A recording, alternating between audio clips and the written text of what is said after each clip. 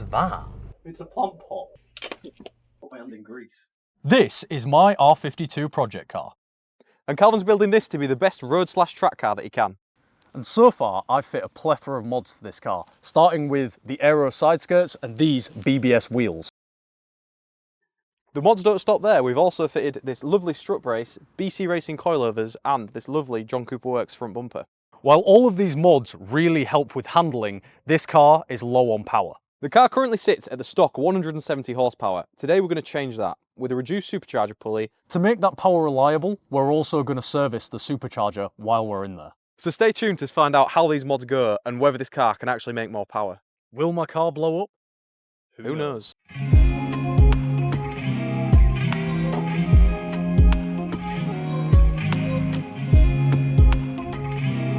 You need the technique. The bonnet is up. So the first step of this process, we need to get the bumper off so we can start getting to all of the gubbins in the engine to get to the supercharger. Before he pulls the bumper off, I'm going to take the wheels off because he's gone and made a coffee. Chucky coffee. Nutella, no less. Really? Cool. One wheel. Wheel dos. The wheels off, I then decided to have a minor incident. You just smash your head. Twatted my head on the... Because I'd just injured myself, I thought it was only fair to give Isaac an injury of his own. Utilise. Oh! Oh! Ow!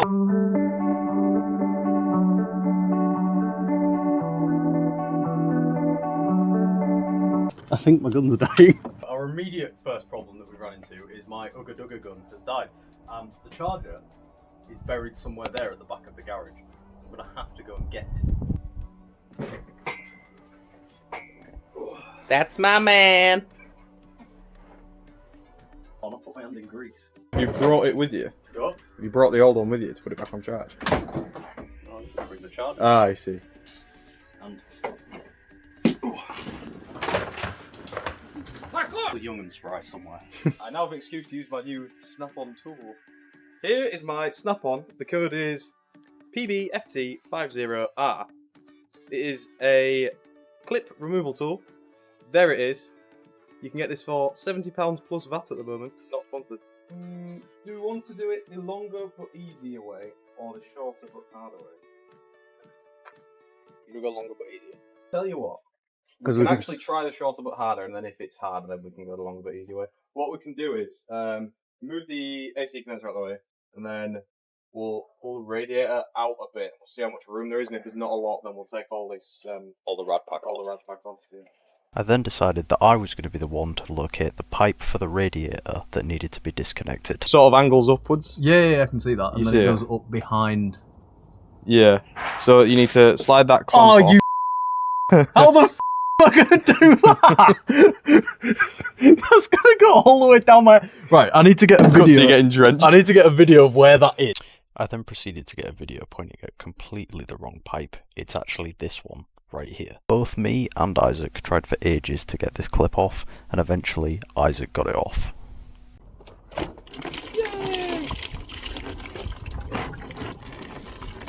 A trick for this is, if we take the lid off the expansion tank, it'll allow the air through and let all of it out at once. Ah, look at that. That's all the Isaac then attempted to remove the crash bars. Now this simply comes off. I said it simply comes off. I said it's simply. Try pulling it. Yeah, but like, have you tried pulling it though? I've not tried that bit yet. I'll just try that now. Yeah, but like, if you just try pulling it, Oh yeah. just pull it. Tell me again. Let me show you. No, tell me again. No, just pull it. No, one more time. Just pull it. Just pull it. Like, have you tried pulling it? No, like actually tried. Could I have a hammer? Yeah. The puller. Yeah, but have you tried pulling it? And we're going to pull it with a hammer. To make myself feel somewhat useful, I started removing the cover off the intercooler.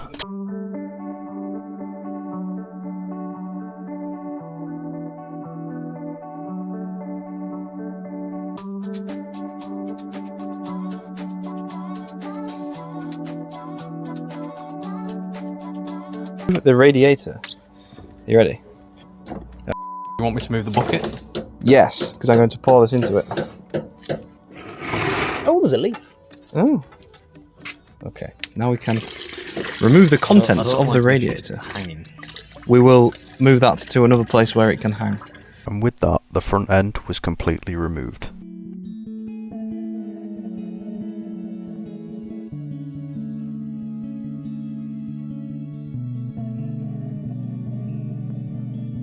Now the front end's off, we have better access to get to the auxiliary belt. Mini have designed this special tool to take it off. It's way harder than it needs to be, but that's just everything with Mini, I suppose. Yeah.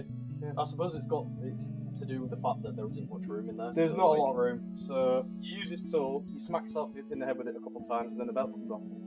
In order to take out the auxiliary belt, we're going to remove the dipstick. Have you tried trying? Let me try trying. One sec. I'm going to try trying. You try pulling it.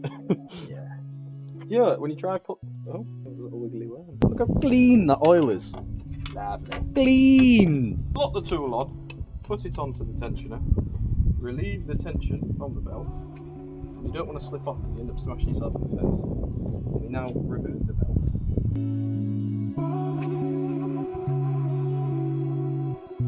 Now the belt's been taken off, we can go ahead with removing the intercooler and the supercharger. So what I'm currently doing is removing the intercooler.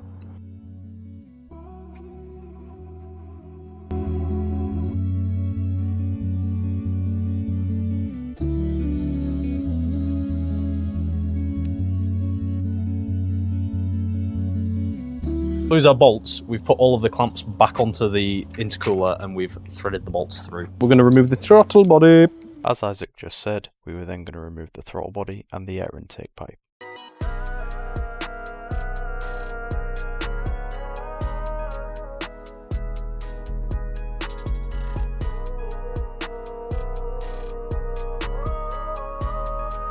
I've now removed the supercharger horn.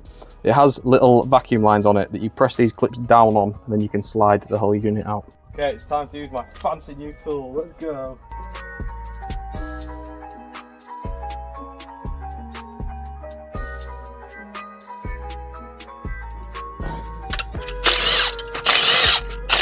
Alternator removed. While securing the alternator, I suddenly decided to check it was still getting power. Oh, Hell. what are you doing? And with that, it was time to finally remove the supercharger.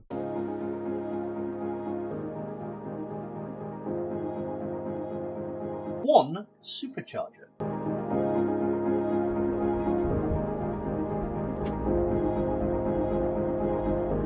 But because of all the oil and muck down the front of the engine, I'm just going to check the crank position sensor to make sure that the O-ring on it isn't leaking. Okay, so the crank position sensor is what's leaking and causing all of this horrible oily build-up down the front of my engine, so I'm going to change the O-ring on that. I've got a little packet of O-rings here. I'm going to change that, put it back in, and then I'm going to clean up the front of the engine so we can see if it continues to leak.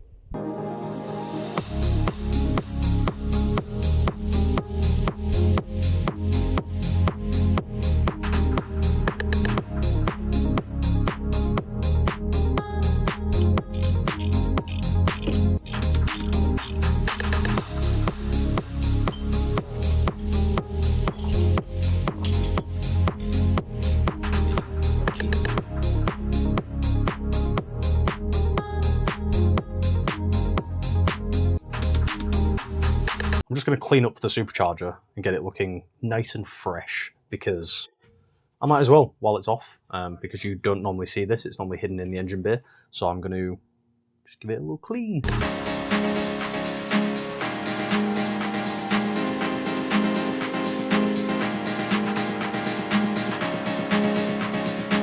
I was clearly very serious about cleaning this supercharger. Supercharger's now off. However, we can't immediately fit the reduced supercharger pulley. The first thing we need to do is service it to make sure that this supercharger lasts for a very long time. Now, we do have suspicions that this has been done recently, but we're going to do it again anyway because not safety first, that's not the right word. What am I trying to say? Preventative maintenance is what I was trying to say. I actually ordered a supercharger service kit with this one, and we've got lots of lovely gubbins here on the table that we're going to fit to this supercharger. Do you want to give a quick rundown of what we have? I'll explain what's going on and where it's going. The main purpose of a supercharger service is to change the oil that's in here. So there's something called PTO gears that are in the supercharger, and they basically mesh the two cogs together. There's oil that's running in that, and if the oil runs dry, the gears wear out, and then you get a really bad whining sound. So we want to prevent that by changing the oil. Another thing is, because we're fitting the pulley, we have a smaller belt because the pulley's smaller, so the belt will skip if you leave the original one on. So we'll change that as well. We also have several gaskets and seals that we can change just to keep everything sealed up so we don't lose any boost. The crank position sensor O-ring that I put on, that was also in this kit.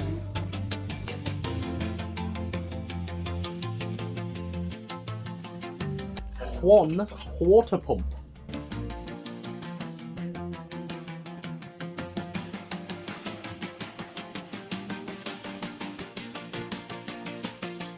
The way it works is your auxiliary belt is spinning this pulley at a certain amount of So speed. the reduced supercharger pulley that we're going to put on, that's where that's going. So this one will come off and we'll put the smaller one on. Yeah, so the reason that increases horsepower is because as this spins, it draws air in through here and it goes through these turbines. So the air is compressed as it's going through.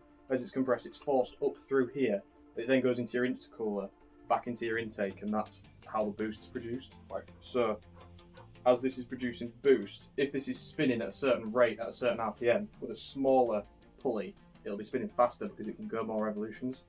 That's how it increases horsepower. Which is the most important part. This differs slightly to a turbocharger, which uses the expelled exhaust gases to spin a turbine, which then forces air into your engine, which is what creates your higher horsepower. There is a correct way to do this and an incorrect way to do this. We're going to be doing it the incorrect way because I'm an idiot and I didn't buy a supercharger pulley puller. Is that the right way of saying it? But A pulley puller. there's pros and cons because you only use it once. So Yeah, so I I would have been spending X amount of money to buy a pulley puller that I would use once, because once you put the reduced supercharger pulley on, if I ever have to take that off again, it's just an Allen key and it comes off. So we're just going to cut it off with an angle grinder. Yeah. We're aware it's not the right way to do it, but it's cheaper. It's cheaper and I want to use an angle grinder.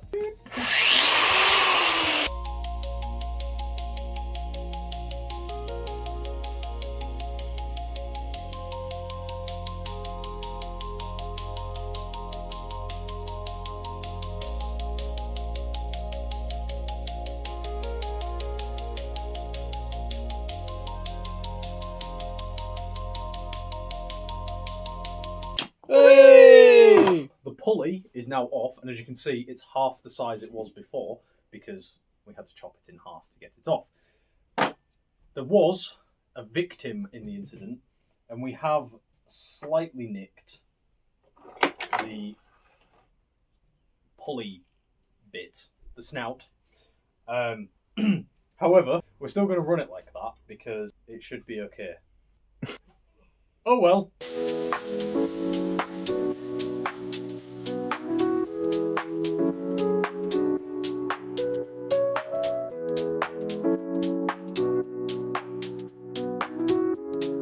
The reason that I bought the blue supercharger pulley is because of the S badges, which I've coloured to be blue, because I want to go blue for like the accents on this car. I know it's a stupid, like super silly thing, and you don't like it. No, I dislike it. But I quite like it, and I think it looks nice. So That's all what I'm that gonna matters. do. And you can win this supercharger pulley for the low price of £27. If you like to buy it, it works perfectly.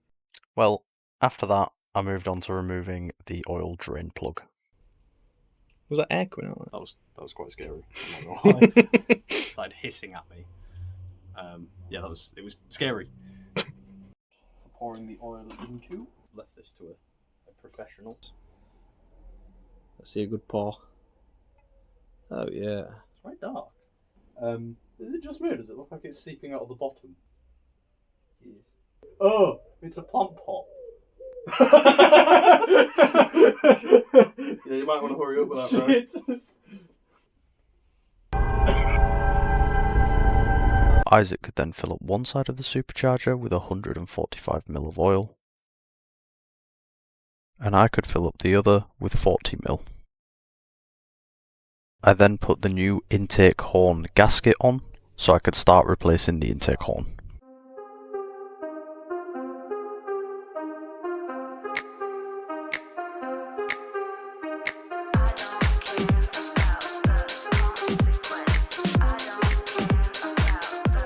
And with that, the supercharger and the reduced pulley were back on the car. Okay, so while we're putting this back together, Isaac is just getting the pipes ready to go back on the water pump because the water pump is a little bit crusty, so we're trying to get a better seal. So he's just filing a lot of that crust and gubbins off. Now, because we fit a reduced supercharger pulley and that belt is going to be spinning faster, creating more heat, what we don't want to do is have too much heat going into the engine, so the engine goes boom. So we're going to be fitting some colder spark plugs. Now, what these do is they allow the fuel to ignite at a colder temperature, which reduces the chance of knock. Which is when fuel is ignited before the piston has come back up to the compression stroke in the cylinder. So the colder step spark plugs will ignite the fuel at a colder temperature. This means that the fuel won't pre-ignite before it's ready to. Yeah.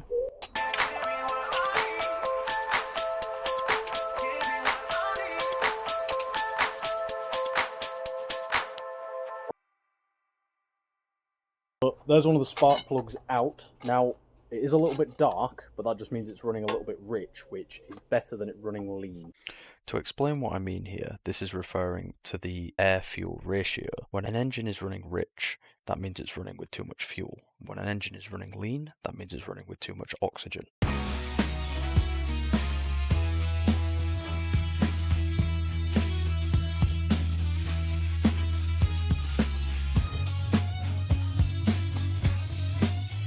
Just putting the dipstick tube back in, so we can get the dipstick back in. There's the alternator to go back on, the radiator to go back on, and like the full rad pack, and then intercooler needs to go back on, and induction pipe needs to go back on, and then I think we're pretty much done. Just to and then reassemble the front end, obviously, and take it for a drive. I then reconnected the alternator and simultaneously became part of the Northern power grid. It was then time for us to get the new, shorter auxiliary belt on. It is shorter because the pulley is smaller and therefore takes up less space. That is all. Getting this on required a little bit of teamwork, but we got there in the end.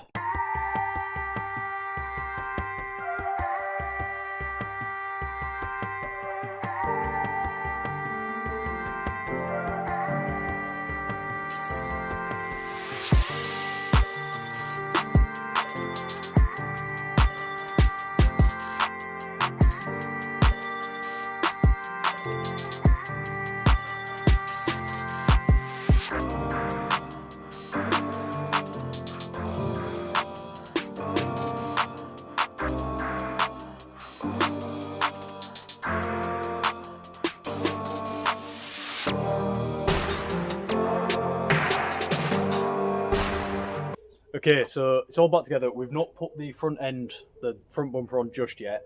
We've put the coolant back in, and we're just going to give it a run to let that coolant circulate back through the water pump. And then we're going to top it back up with some water, and then hopefully it all runs sweet, and we can put the new bumper, we can put the bumper on, and then take it for a test drive. Are we ready? Just let it idle for a bit. Okay, so the last thing you'll have seen is us putting the car back together. We didn't actually get to go out for a test drive yesterday because it got too dark, and because YouTube, I wanted the footage to at least be light, and I don't have any fancy cameras. So we're going to go take it out for a test drive now and see if it has any more power and see if it blows up, because we had to top it up with coolant because we spilt quite a lot in the process. We'll see how it goes. So, right, test drive. Can you feel the power yet? Ah yes, the power at... The power at 4 RPM. 10 miles per hour. Dog. Dog has very... Oh, she's smiling at us. Yeah, That was Normally people look at you really angrily when you're in a loud car. I think it's because we're going slowly. We're being very thoughtful to the people around. The general public. We're model citizens. We are indeed. Floor it.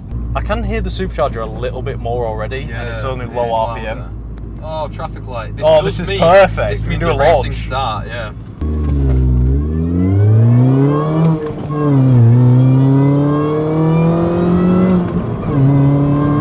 That's so much faster! Holy shit. No! Oh my god, that's so much faster! A nice little rolling pull. Second. Alright, we'll give it some. From here. Jesus Christ. Holy Holy that's so much quicker! Oh, we're gonna have to bleep all this. We are gonna have to bleep a lot of this. Damn, that supercharger noise is crazy. It's so much louder.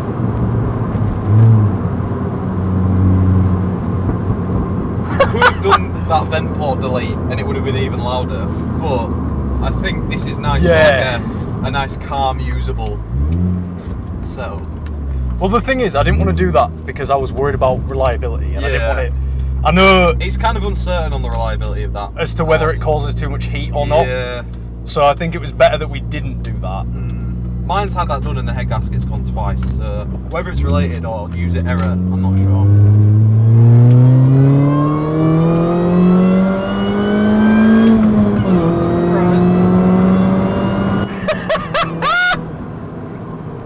Oh, that's so good! That's crazy. That is worth every penny. Step up's actually mental from what it used to be. I think that, with the BC Racing coilovers, and obviously the spacers on it and everything, like, it handles itself really well when you put it under load. Like, it's not like it doesn't feel like you're like floating and you're going to take off or anything like that. It just feels planted and fast. It feels really well set up. Like, it feels very point and shoot. Like, you can kind of just Chuck it. chuck it about, literally like a go-kart, but a go-kart on steroids.